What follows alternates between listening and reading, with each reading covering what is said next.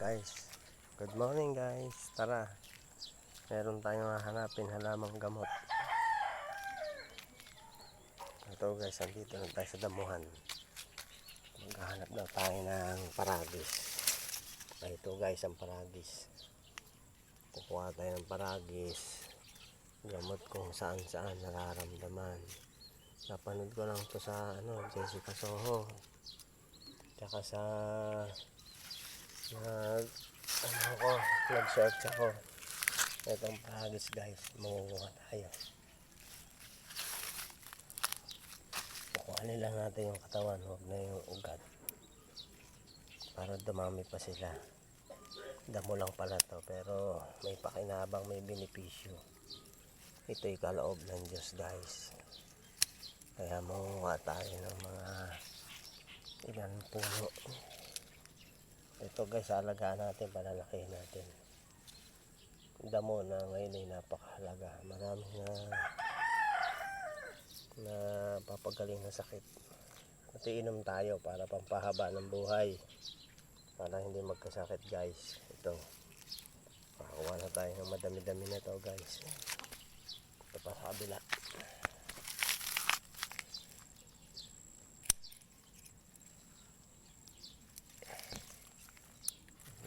Halamang gamot guys. Kaya try nyo na rin kung kayo may nararamdaman sa katawan. Ligtas naman ito inumin, kaya tayo iinom nito dahil may nararamdaman tayo nakakaiba. Minsan magpa-check up ka, mahal. Magpa-check up ako, hindi naman nakita kaya kukuha tayo nito. Tulong na rin to sa gawin natin sa umaga, 3 times a day guys. So ito, uwi na tayo guys. Lilinisin na natin ito. Wait lang guys ha.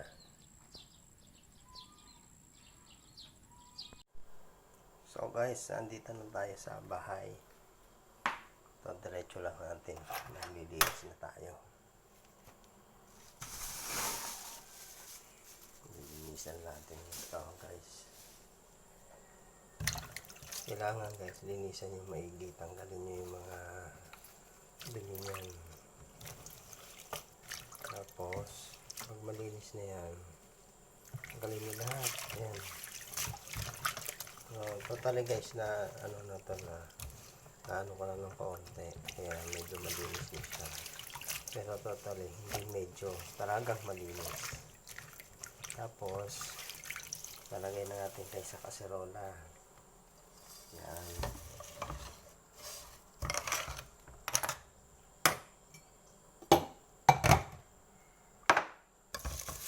Lalagyan natin depende sa inyo kung ilang lalagay yung basong tubig, kung ilang puno sa baso. Lalagyan natin ng malinis na tubig. Ito yung pagpapalain ng Diyos guys, na maraming magagaling na sakit.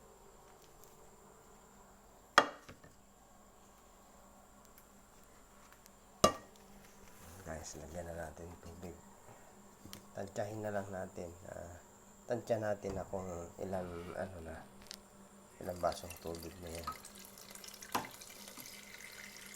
Tapos nito, pakukulaan natin to ng mga 10 minutes. Siguro 10 minutes kung malakas ang apoy nyo, 15 minutes kung mahina ang apoy.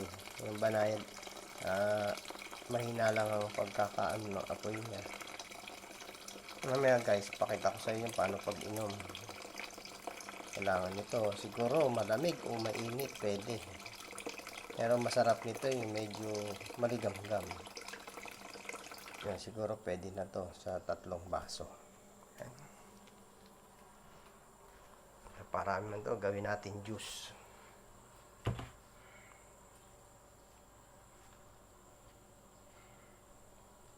Gawin natin juice yan guys. Para tayo. Totally nakikita ko yan, kinakain ng kalabaw yan. Tsaka yung mga hayop na Kaya tinan mo sila, mga kalabaw malalakas. Kaya magpapalakas din humaba ang ating buhay at gumaling ang anumang uring karamdaman sa katawan. Kasi wala naman mawawala kung magtatry tayo mag-inom nito. Gagawin lang natin tea.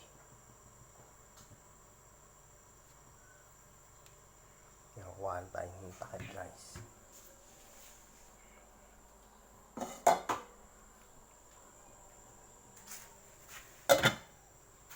Ayan. Kakuluan natin siya ng 10 to 15 para talagang lumabas ang katas niya.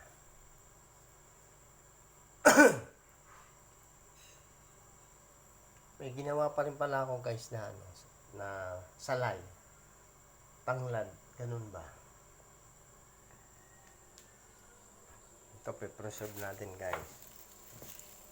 Lagay natin sa maano na to na malamig para tumagal.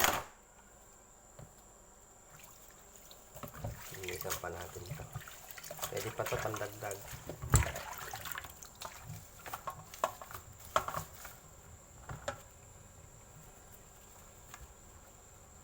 Marami ako natutuklasan din na ano. Totally, laking bikol ako. Kaya alam ko din yung ibang mga gamot-gamot nito. May sambong, meron tanglad. Yan nakakatulong din sa katawan natin. Mga herbal tea. Gagawin natin juice. Talaga guys, meron din ako ano, pakita ko sa inyo. Meron akong salay tanglad. Tanglad juice. Ayan guys. Ayan. Ito ang tanglad.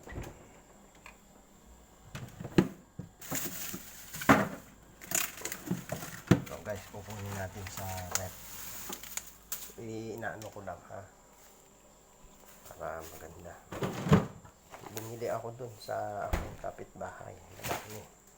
Kasi nagtatanim yun ng mga gulay-gulay na ganito.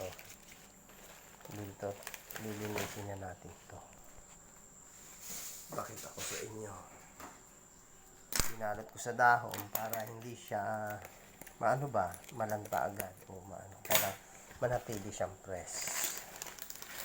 Yan guys. Good morning sa inyong lahat. Huwag kayong nasasawang panoorin ang aking munting vlog. Ayan guys. Natanggal ko na yung dahon niya kasi malago. Ayan ang tanglad guys.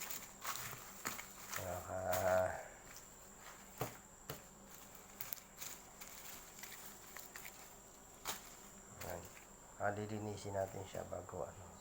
May mga ugat pa. First na fresh yan. Ito ang the best din gawin mong tubig, juice. Pero sa ngayon, hindi ko pa ano yun siya. Kasi meron tayong nilalagang ano na ng paragis. Yan, malapit na siya kumulo guys. Yan, pinapakuluan na natin siya. Yan, malapit na. Tama lang ang tubig niya. Ito muna ay tatago natin, lilinisin. So guys, hanggang dito na lang muna ano. Mamaya, i-continue natin yung video para makita nyo pag ano na. Kasi wala akong taga-video guys eh. Tulog pa yung aking Junakis.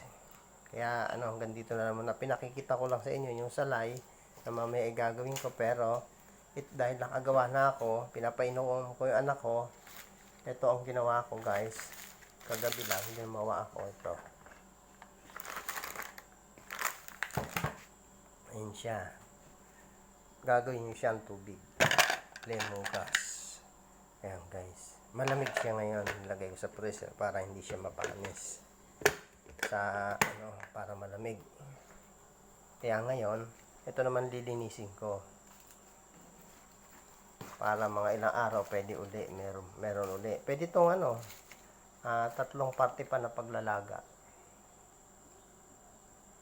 Ayan guys, hanggang dito na lang ha. Hanggang sa muli, sa susunod na ano, mamaya pakita ko paano pag-inom ng paragis, paano siya ano, ipinis na ano na pwede na siyang inumin. pa tayo, maglilinis pa tayo ng mga damo. Damo na kumbaga sa ibang tao na hindi pa nakakilala ay damo na kinakain lang ng hayop, pinapak-apakan, pero the best medicine pala siya at maraming benepisyo sa katawan ng tao. Kaya ito'y binigay ng Diyos na natuklasan ng marami na naliksik na ito pala yung nakakagaling sa cancer, sa UTI, at sa iba-iba pang mga nararamdaman, sa rayuma. Kaya ito'y talagang pinagpala ng Diyos ang Pilipinas, guys, dahil maraming natutuklasan na gamot. Kaya thanks God at binigyan tayo ng mga panggamot sa ating mga nararamdaman. Thank you, guys, at God bless sa inyong lahat. So, ayan na po ang ating nilagang paragis. Kulo na siya at medyo malamig-lamig na. Kaya, pwede na natin siya gawin inumin. Ayan, sali natin sa mainit pa, guys. Isang baso lang. Okay, painumin ko rin ang anak ko. Kasi mahilig sa chichirya. At syempre, para ba?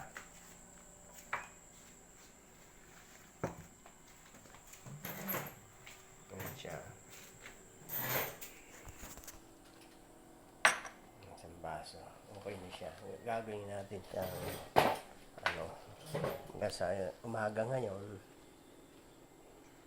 Kaya gagawin natin siyang pampainit ng tiyan. Para hindi tayo sikmurain. Imbis na kape, ito ang ating gagawin na tsaa. Pwede habang kumakain ka ng tinapay sa umaga, ayan ang ba gagawin mong gata sa mga bata. Gagawin natin kape. Ayan. Ito, may tinapay tayong gagawin na, guys. Yan, kahit walang palaman, okay na yan. Pwede na yan kainin.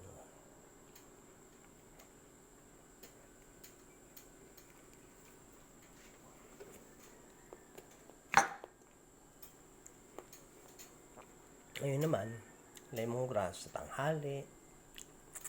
Pwede yan, gawin para, yan, malamig sa pakiramdam, lalo na pag medyo malamig siya.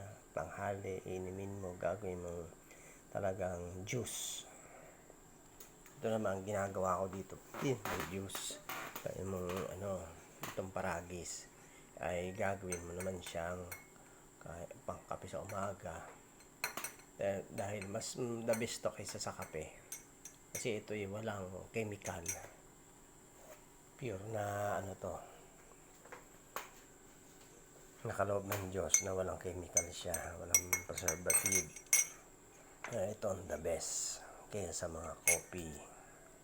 Pero hindi ko sinasabing masama ang coffee, ha, kasi asawa ko nga nagkakape, pero iinom ka nito kasi marami nga nakatuklas na ito'y the best talaga na nakakagaling sa mauri mga karamdaman.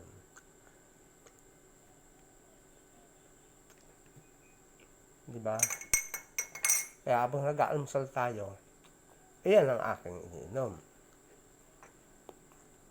Walang palaman. Ito, pwede na yan. Pero sa mga bata, kailangan gusto nila may palaman. Pero sa akin, pwede na to.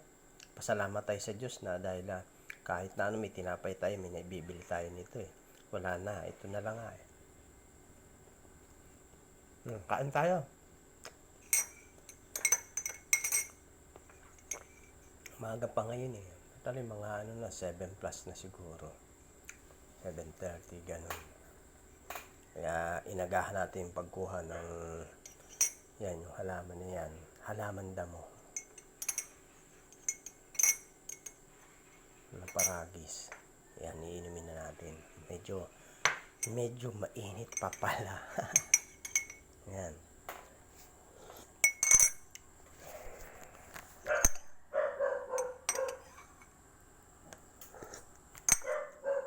Ginagawa natin tong kape. Wala, okay lang siya.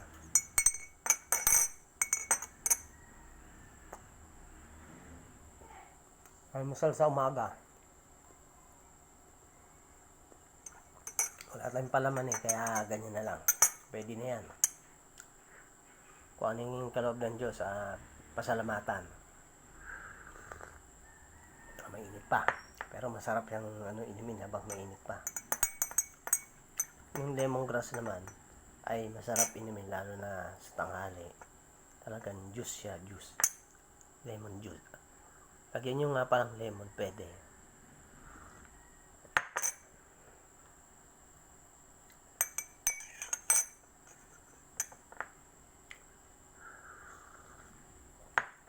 Mainit pa. Ayan guys, hanggang dito na lang. Thank you sa panonood ninyo. At ako ay nakapag-share sa inyo ng tungkol dito sa mga halaman na to, sa damo at halaman. At ito guys na tanglad at itong paragis. Ito guys yung paragis na sinasabi ko at mga napapanood ko rin sa TV, sa YouTube, sa Google, kasi sinerch ko, kaya nakita ko talaga na the best talaga to inumin. Kaya yung kapatid ko pala na inom nito, medyo gumaling na siya. Totally dire-diretso pa pag-inom niya. Kaya gumaya din ako na sabi ko try ko. Pero ito, pangalawang araw ko nung ginagawa. Pero the best sa katawan, iba yung mararamdaman mo na ito ang iniinom.